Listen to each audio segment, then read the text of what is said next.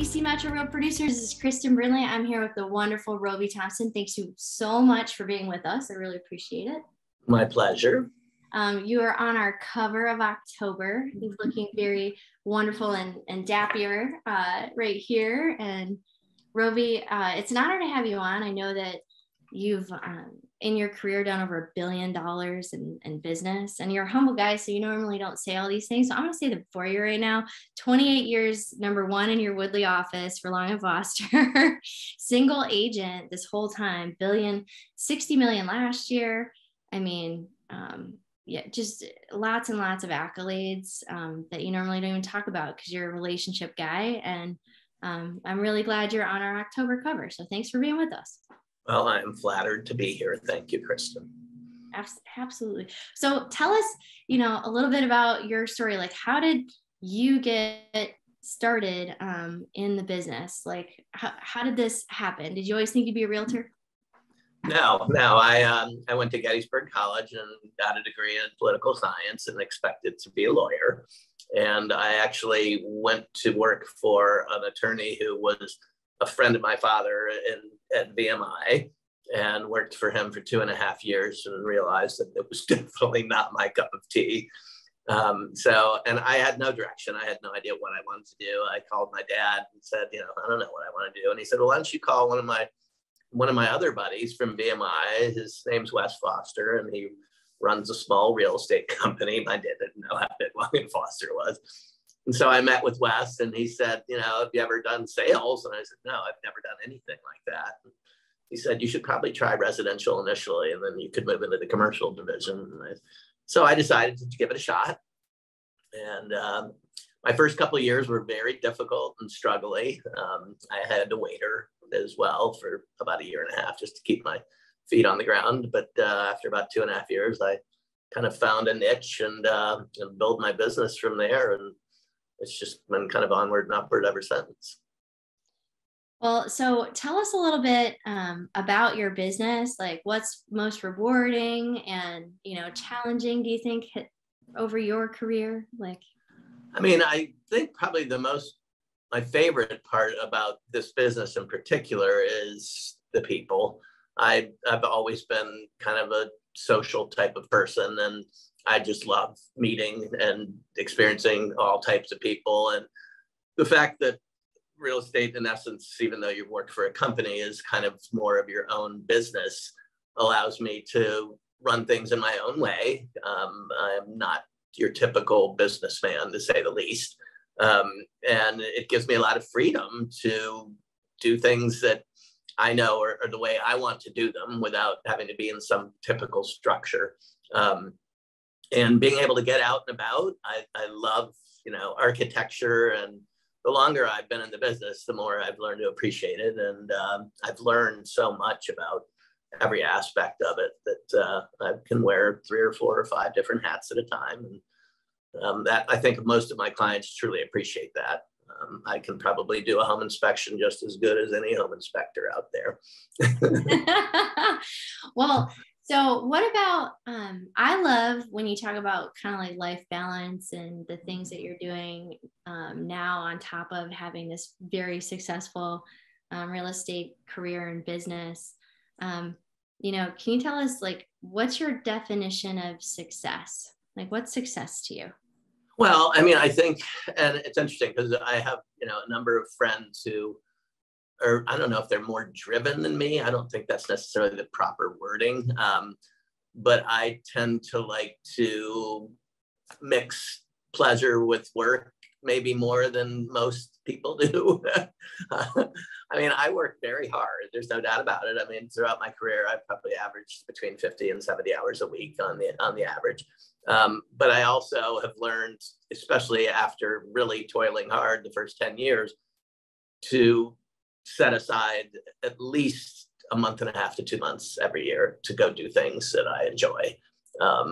This business is so stressful and so overwhelming at some points that you have to get away and separate yourself in some capacity, or it can kind of overwhelm you and really drag you down. So I like to travel a lot. I'm a huge fisherman. That is one of my favorite things to do. I've always been a sportsman. I love tennis and golf and pretty much every sport out there. One of the things I've always done with clients is take them to events, hockey games, baseball games, football games. And I've been very social throughout my career with my clientele and seem to have retained friendships with, I would guess, at least 80 to 90% of them on a regular basis in some way. So it's been very rewarding to me in that way. You do a lot of referral business. Like you have a lot. I do. I would say close to 85% of my business is referral based. And a lot of it is just based on me treating people a little better than your average person would. And then I keep in touch with, email campaigns and the like. So what are you focused on, or what are you learning right now, Roby? Like what's the thing you're learning about now? Well, I'm doing my continuing education at the moment, which is not my favorite part of the sport business. But now, one of the things I guess you could say I'm learning now is to adjust in the change of the market, which has occurred in the last couple of months. Everything was free flowing for the past almost 3 years, where it all landed in your lap, and the public was just so hungry to buy and sell real estate that it was, just a fruitful time. And suddenly the downturn of the market and the increase in rates has changed that whole scenario significantly. So I'm kind of going back to some basics a little bit. As of about 3 weeks ago, I started focusing on kind of restarting things a little bit and focusing on reconnecting with my whole client base and generating more business, because it's definitely slowed to a trickle from what it was. So would you give any advice out there to the other real producers, or even to entrepreneurs in this industry, right? Like during this time, how do you change the focus of what you're doing? Well, as I kind of said, my business has kind of been self-generating for a long time. And when something like this comes up and it starts to dramatically slow down, a lot of people kind of go into their shell and just get scared, and just, a lot of people fall out of the business. I find that won't happen with the Real Producer Group, but refocusing on the basics and fundamentals of, keeping in touch with clients. I'm not the type who asks for business. The Tom Ferry type of scenario where, my favorite thing is to get a referral from you, please pass me around. I don't generally do that. The only time I've ever done that is after I've gone to closing with them and said, I really appreciate working with you. I greatly appreciate any referrals you might pass my way, but I don't generally ask for them. And I think the clientele that I work with respects me enough in what I do that they just automatically refer me to people, which is wonderful, because there's this almost innate trust that comes with that referral that makes things so much easier. Selling real estate is definitely a trust-based business. If your clients can't look you in the eye and feel like you are looking out their best interests, then they're going to be a little wary about the whole process. I've generated and focused on that significantly throughout my career. And that's probably from my upbringing, from my father's business and so forth. And what was your father's business? Well, it wasn't really a business. He was an orthopedic surgeon. He was president of the American Academy of Orthopedic Surgeons and the head of the orthopedic department at the University of Minnesota. Just that.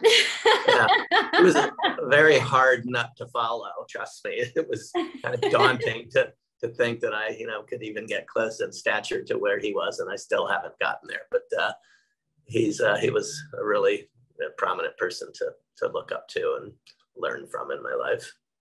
You're actually, pretty darn humble. Like, what do you think sets you apart or makes you different, Roby? Well, one thing that, and this is kind of back to the business fundamentals, is that one of the things that I have always done with any client I work with, in particular buyers, but I do it the same kind of scenario with sellers, is I will make them sit down and spend at least an hour to an hour and a half with me and let me kind of educate them from start to finish on every aspect of the business, the whole contract, everything involved, the lending, the closing, and outline and detail everything to them. So they know exactly what they are getting into. I found it's remarkable to me how many buyers out there that have been working with other agents, they've never even seen a sales contract. They don't even know what they're really doing. They're just out looking at houses. And then when they find it, they're absolutely flabbergasted because they're like, okay, we're going to sit down and write a 60-page contract. And yeah, they're just going into it blind. And it's such a stressful process as it is that I find that negates almost all of that stress component and makes people a lot more comfortable and a lot more confident about the whole process. And people thank me constantly for that aspect of the way I've run my business. Towards the end, they're like, it was just such a smooth, seamless process. Everybody tells me it's so scary and hellish, and this went so well. So it makes me feel quite good.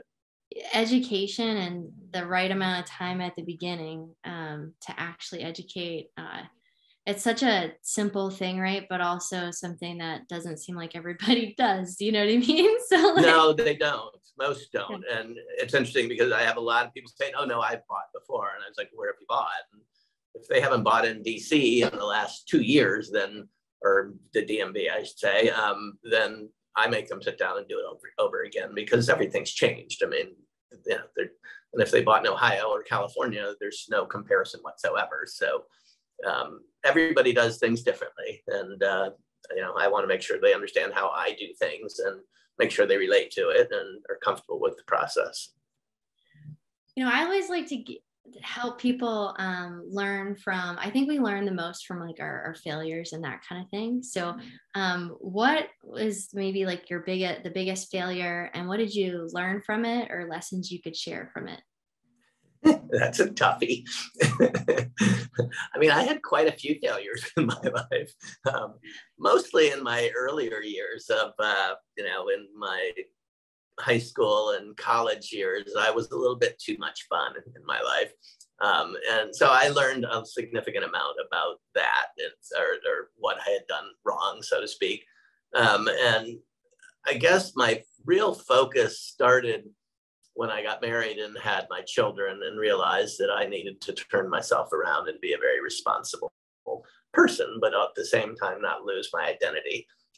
So I learned to focus and really work hard. I mean, I must say my mother taught me the work ethic from when I was 10 years old. I mean, I was delivering newspapers when I was 10 in Minnesota, when it was 40 below zero at 5 in the morning. I mean, it was terrible, but it definitely started me off on the right path of knowing the value of work and the rewards of it. What is something that you've done that you think other agents or real producers absolutely should do? Well, I mean, one of the things that I've always done is I always have gone kind of that little extra mile.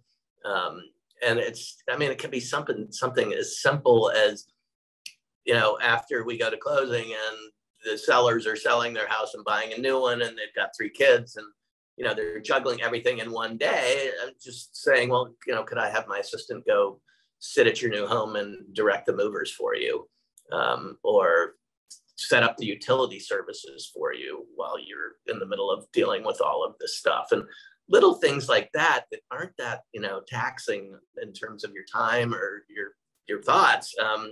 People appreciate so much.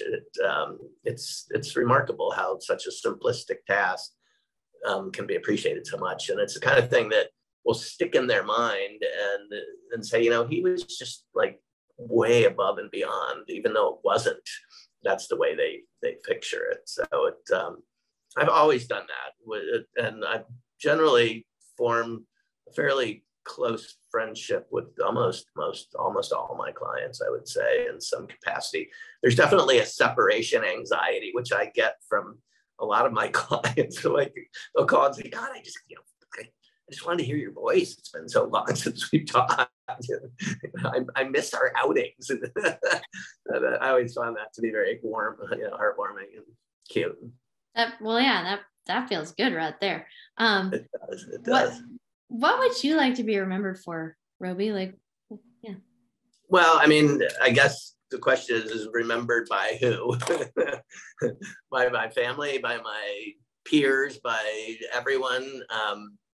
I guess, as my son would say, Dad, you have a serious amount of integrity and honesty, and people obviously see that and appreciate it.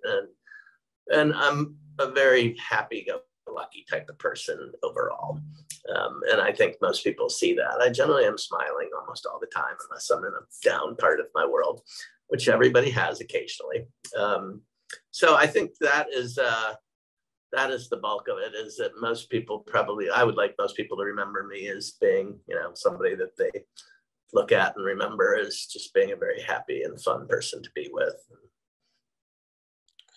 Love it. Would you like to tell us maybe like a fun or hilarious story, or something that happened, or I had an interesting experience. Probably, I think it was about my third or fourth year in the business. I was showing a house up in the Brightwood neighborhood of Washington, and I was out with a young woman who was probably in her late 20s. And I had scheduled to show a house, and we went to the property, and I knocked on the door a number of times and nobody answered. And it was your typical porch front townhouse where you have a porch to the right of the entry door, and then your living room windows look through that porch. So I walked over and, put my hands over my face so I could see into the window, and the window opened and a pistol came out right into my face, which I backed up, and the man said, "What the hell are you doing?" And I was like, I'm here to show the house. And I'm just showing your house, man. The woman, he was a tenant, I guess, but the woman I was with was like, "I don't want to see the house. Let's just leave." And I was like, "Okay." I was like, "We're going to leave. Bye." It scared me to death. I mean, I almost quit the business from that. It was definitely a little bit of a horrific, at the same time funny type of experience. She was like, she's like, "I'm out," and you're like, "I might be too." No, I'm I got trapped in an apartment once where a cat wouldn't let me out. The cat was like guarding the door and trying to,